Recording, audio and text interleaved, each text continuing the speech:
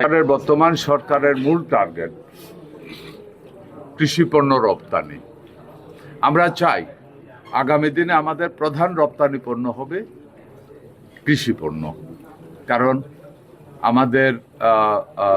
আমাদের এমন একটা দেশে আমরা বসবাস করি যেখানে 12 মাস ফসল ফলে।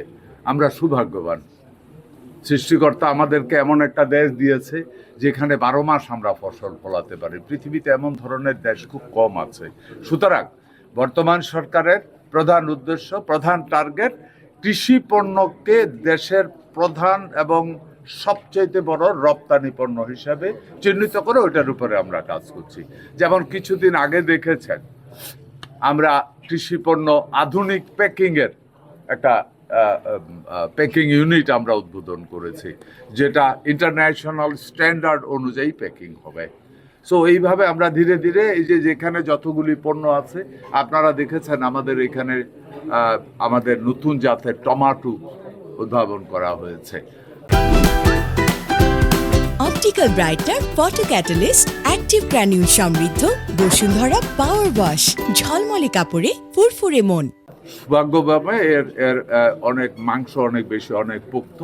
আমরা আশা করছি যে এই টমেটো দীর্ঘদিন আমরা এটা সামার এবং উইন্টার সবসময় এটা প্রোডাকশন করে, বাট উইন্টারে প্রোডাক্টিভিটি মোর দ্যান ডাবল সামারের থেকে।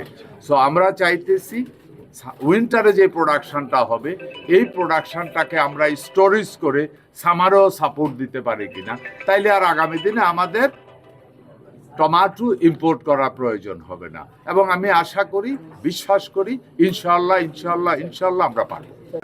সারের দামের ব্যাপারে যেটা বলেছেন এর ভিতরে আমাদের কাছে এই নিউজটা এসছে।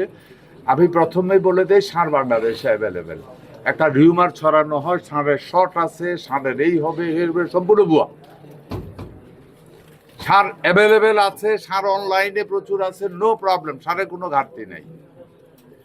এখন কিছু লোক এখানে সারের, আপনি যেটা বললেন আমাদের কাছেও রিপোর্ট এসছে যে সার ন্যায্য মূল্য যেটা আছে তার থেকেও বেশি দামে বিক্রি করছে।